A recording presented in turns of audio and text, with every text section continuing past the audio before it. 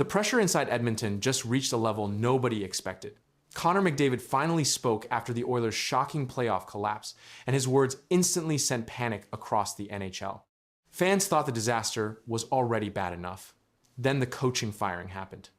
Now insiders are openly talking about McDavid's future, growing frustration inside the organization, and a situation that could completely change hockey faster than anyone expected. Connor McDavid entered this season with massive expectations around him once again. Edmonton had already reached back-to-back Stanley Cup finals in recent years, and many analysts believe this roster still had enough talent to compete for another championship. McDavid finished the regular season with 138 points in 82 games. Leon Draisaitl remained one of the league's top scorers. The Oilers' offense ranked among the NHL's best for long stretches of the year. But when the playoffs started, the pressure around the team became even bigger. Edmonton faced the Anaheim Ducks in the first round. The series quickly turned physical and aggressive. Anaheim slowed down Edmonton's speed through the neutral zone and forced mistakes in key moments. Several Oilers turnovers led directly to scoring chances. The Ducks also shut down Edmonton's top line late in games. By the end of the series, the Oilers were eliminated far earlier than expected, and the reaction around Canada exploded almost immediately. Then Connor McDavid stepped in front of reporters and delivered comments that changed the entire conversation around the franchise. McDavid said, "We're an average team with high expectations." The quote spread across hockey media within minutes. Reports show that McDavid also admitted the Oilers weren't good enough for long enough stretches. Those comments stood out because McDavid normally avoids strong public criticism after playoff losses. This time, his tone sounded very different. The coaching decision immediately created more speculation around Connor McDavid's future. NHL.com reported that Edmonton's next coach must give Connor McDavid reasons to stay. That single line created even more panic among Oilers fans. Suddenly, the conversation was no longer only about losing in the playoffs. Now people were openly discussing whether the best player in hockey could eventually leave Edmonton if things continue going in the wrong direction. But the story became even bigger after insiders revealed what may happen next. The biggest reaction came after NHL insider Pierre LeBrun discussed Connor McDavid's contract situation following the Oilers' collapse. McDavid is still under contract through the 2026 to 2027 season, but LeBrun reported that the next year could become critical for Edmonton's future. According to multiple reports, league executives now believe the Oilers may have a very small window left to prove they can still win a Stanley Cup with McDavid leading the franchise. That report changed the discussion across the NHL almost overnight. Fans started debating possible future trade scenarios. Sports shows across Canada focused heavily on McDavid's long-term future. Hockey insiders also pointed to the growing pressure around Edmonton's front office after years of aggressive roster moves that still failed to deliver a championship. Another quote from McDavid added even more attention to the situation. During interviews after the playoff loss, he said, "We're not trending in the right direction." NHL reporters immediately connected that comment to Edmonton's recent playoff failures. The Oilers reached the Stanley Cup final twice during the last few years, but they still finished this season with another early exit. For many fans, McDavid's words sounded like a warning coming directly from the team captain himself.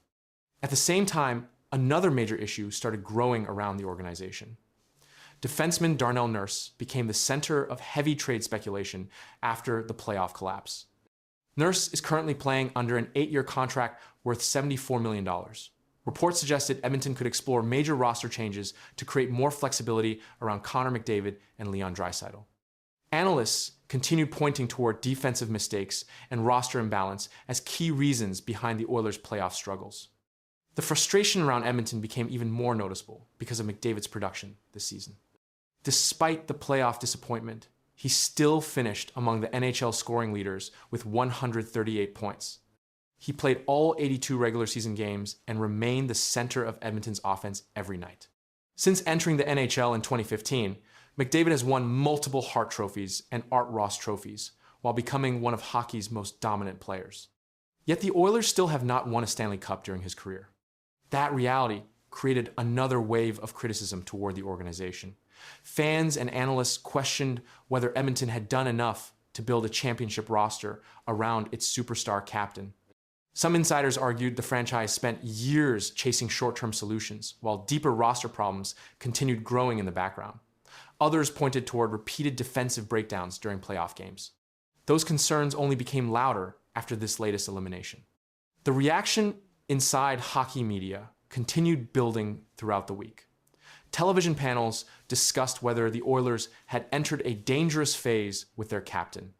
Radio hosts debated how much patience McDavid still has left after years of playoff disappointment.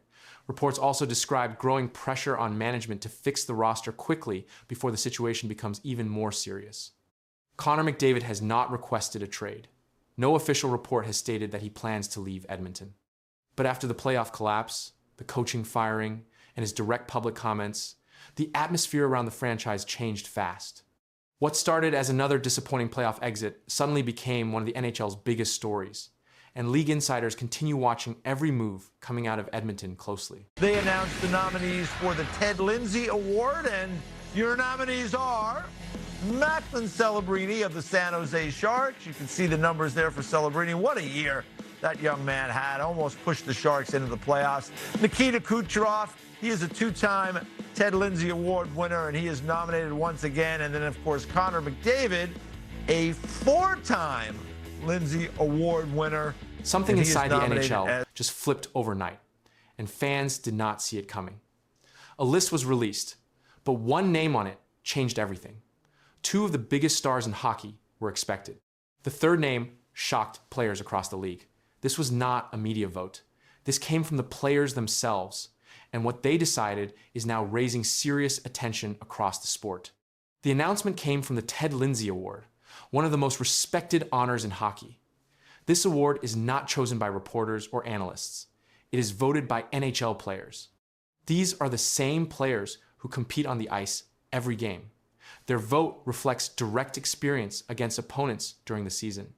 The finalists were officially confirmed as Connor McDavid, Nikita Kucherov, and Macklin Celebrini. This list was reported by Reuters as a star-studded trio. The first two names followed expected patterns based on performance. The third name changed the discussion immediately. Connor McDavid's selection came after another strong season. He remained one of the top point producers in the league. His role in the Edmonton Oilers offense continued to be central. He led plays, controlled puck movement, and contributed heavily to scoring chances. McDavid has already won this award multiple times in past seasons. His inclusion matched his consistent performance record. Nikita Kucherov also secured his place based on measurable output. He ranked among the top scorers during the season. His performance included goals and assists across multiple game situations. He contributed strongly on the power play and during even strength play. Kucherov's presence on the list reflected his steady offensive production. The focus quickly shifted to the third finalist. Macklin Celebrini's inclusion introduced a different type of player into the same category. He is at an early stage in his NHL career. Despite that, his performance this season placed him in direct comparison with experienced players. His ice time, scoring contribution, and consistency across games supported his position among finalists. The reaction to this finalist list focused on how the voting reflects direct competition. Players face each other across a full season. They track speed, control, and decision-making in real time. This makes the Ted Lindsay Award different from awards decided by media members. The selection shows which players stand out during actual gameplay situations, and that distinction remains central after the announcement. Connor McDavid's performance continued to follow a consistent pattern. He remained among league leaders in assists and total points. His ability to control puck movement and create scoring opportunities stayed constant across games. His ice time remained high, and he played a central role in offensive sequences for the Edmonton Oilers. These measurable factors supported his position among finalists without deviation. Nikita Kucherov's season also aligned with statistical output. He maintained a high scoring rate and contributed across multiple game situations. His role in Tampa Bay's offense remained stable. He produced both goals and assists while maintaining efficiency during power play opportunities. His inclusion reflected sustained production across the regular season, and his numbers remain among the top in the league. Macklin Celebrini's placement introduced a different set of data points. His performance came during the early stage of his NHL career. Despite limited experience compared to the other finalists, his contributions remained consistent across games. He recorded scoring plays and maintained regular ice time against experienced opponents. This placed him in direct comparison with players who have longer careers and larger statistical records. The difference between experience levels became more visible after the announcement. McDavid and Kucherov have multiple full seasons of high-level performance. Celebrini's inclusion reflects performance within a shorter time frame. This contrast created a measurable gap in total games played, career points, and overall experience, but the voting process placed all three names in the same category. The voting method used by players places emphasis on direct impact during games. This includes puck control, offensive pressure, and the ability to influence play outcomes. Players base their decisions on real matchups rather than external analysis. This approach explains why performance during specific games can carry weight in the final selection. Reuters reporting confirmed that the finalists were selected through standard NHL Players Association voting. The report described the group as a star-studded trio, highlighting both established players and emerging talent. No irregularities or changes in voting criteria were reported. The process remained consistent with previous seasons. The timeline for the final result has not yet been released. The winner will be announced following the completion of the voting process. Until that point, the finalist list continues to draw attention due to the contrast in player experience and performance levels, and that focus has not slowed down. Here's William Nylander from today on what he has seen this year and maybe what he thinks has possibly gone wrong with the Leafs. You look back at it and go, you kind of wish the team had done something different, like it was played different, or I don't know. When you look back at it, do you see the mistakes that as they piled up, kind of? I mean, I have like my thoughts about maybe some stuff, but I mean that's something I'm going to keep to myself. Okay. So yeah, Willie's not going to reveal it, not surprisingly, and I don't think he shouldn't just sit there and start throwing daggers. Silence can be louder than anything, and William Nylander just proved it in a way no one expected. After a season full of pressure and criticism, he faced the media, and instead of explaining, he gave one cold sentence that instantly spread across the NHL. No details, no emotion, just silence. And now, that silence is raising questions no one can answer. Yet, the moment happened quickly, but it changed the entire conversation around the Toronto Maple Leafs. Reporters asked William Nylander a direct question about the season. It was a normal question. Players are asked this all the time, especially after a difficult stretch. Most players respond with simple answers. They talk about effort, mistakes, or what needs to improve. Nylander did not do that. He paused, stayed calm, and gave a short answer. He said, "Something I'm going to keep to myself." That was the full response. He did not add anything else. He did not explain what he meant. He did not go into details about the team or the season. The interview moved on, but the moment did not. This response quickly became a major talking point across hockey media. According to Sportsnet, Nylander chose not to explain where the season went wrong. The report confirmed that he declined to share his thoughts